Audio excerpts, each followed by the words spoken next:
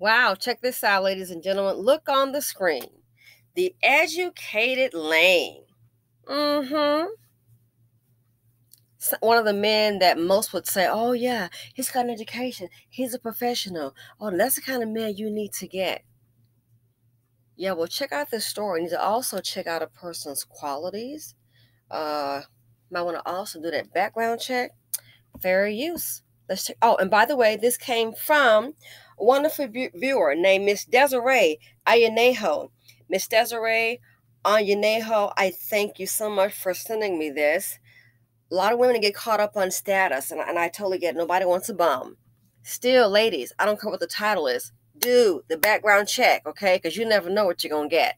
Check this out. Fair use. And again, Desiree Ayanejo, thank you so very much. Why wasn't a local massage therapist's license pulled when he was first convicted of a sex crime? CBS 6 first broke the story of Sean Robertson in March of 2020. We learned that he'd been indicted for rape in Chesterfield the year before, but never arrested. Shortly after we reached out to police, he was taken into custody and later pled guilty to sexual battery. But just a month later, he was out of jail and got a job at a day spa in Williamsburg, where he was accused of assaulting 5 more women before being arrested. This was entirely preventable. It was. And that's the saddest part is this didn't need to happen to me. I didn't need this. Tonight at 6 and 11, a CBS 6 Problem Solvers investigation. Our Melissa Hiplet talks to one of Robinson's victims and a woman. Our original story online. And we asked the state why he still had a valid license to practice massage after his Chesterfield conviction.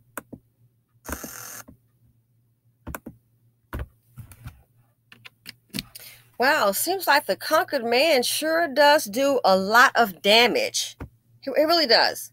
And if you notice, the damage that he does is not like a lot of other men. They'll compete with other men for resources, for companies trying to tear somebody down, your business. No, he only commits damage toward and violence toward, I would say, like maybe 95% of the time against women. And I could be wrong, but you get the idea. Most of the time, the damage that he does, it's against women. Why? Because he is weak. He is weak, and he's preying upon someone that's weak. So some may look at him and think, oh my gosh, he's intelligent, he has a degree, he's a professional. A professional what? A professional nut? A professional attacker? The Dusties have no boundaries. Some are broke. This here is just your educated Dusty. He's still a POS, a piece of crap. I'm sure those women probably saw him, young black man. Oh, they felt safe with him, and that's his guard. A lot of times people like this here, they try to use their influence and their education to get women to prey upon them for low self-esteem. And then let's say somebody doesn't go for it, it escalates to this level. And then it's more on the lines of, oh, who's going to believe you?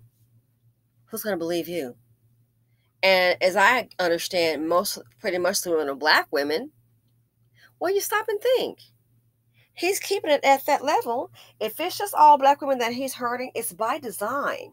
Oh, yeah, it's by design. Why? That's a way to lessen the atonement for the crime. If he is caught, oh, it's a bunch of black women. It won't be as bad. I'm not saying to harm anyone. Don't get it twisted. But these Dusties, when it comes to crime, they know how to think. Like that dumb fool that hit that 60-year-old woman in the subway. Notice how he picked her out. He used his brain to pick out a victim. Can't use the brain to do something constructive, okay? But he used that brain to pick out a victim. So the same thing, by design here.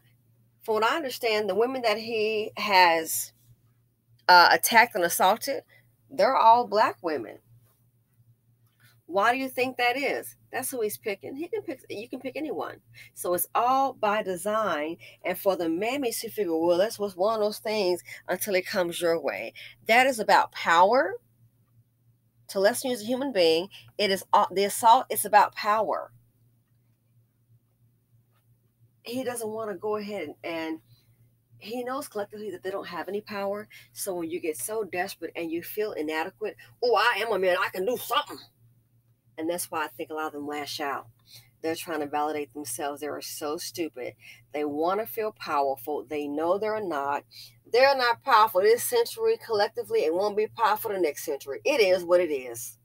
Look at all the dynasties. You don't create an empire or a dynasty by sitting up on your behind playing Xbox.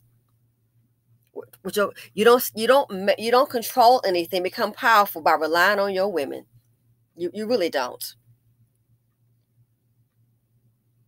So one way for them to feel powerful, believe it or not, is to assault someone, to debase someone.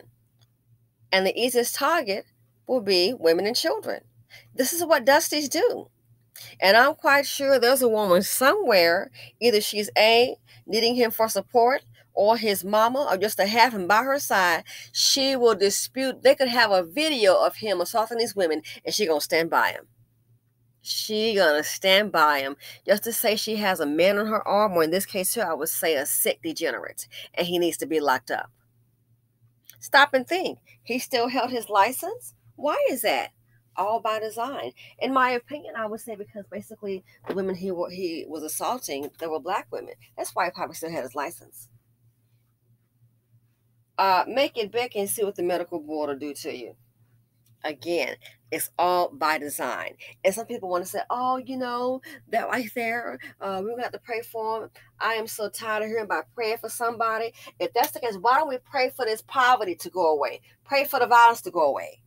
You have to do more than just pray. You have to do something. You have to act. But see, I've learned a lot of times people say, oh, I'm going to pray about it. That's really code for I'm not going to do anything. That's just something to put out there and then just walk away. You'll have mammies who are raising right now, supporting individuals, for supporting men, basically. And that's all they say. I just read in the comment sections on one of the posts that I did, a person said how a woman, she was working and she just worked, supported her husband, took care of him and 2 grown sons, and had a heart attack in the car, found her dead. You know what? I've heard a story similar before. One of my girlfriends told me about a lady that she knew, and this lady, hold on, she was an older lady. She was supporting 3 men. She did have 2 grown sons. One of the sons was like 35 years old, and she said in the house, the sons, they was always fighting and getting into it. The daddy, he just didn't work, and he was also abusive. And that all she would say, kept asking them, y'all need to get to work, get to work. But I'm like, if this is the setup, they're kind of much used to it. So you have 3 men. Nobody's an invalid. No one has any physical challenges, but they can't work, relying on one woman. And that woman, she ended up dying at the home.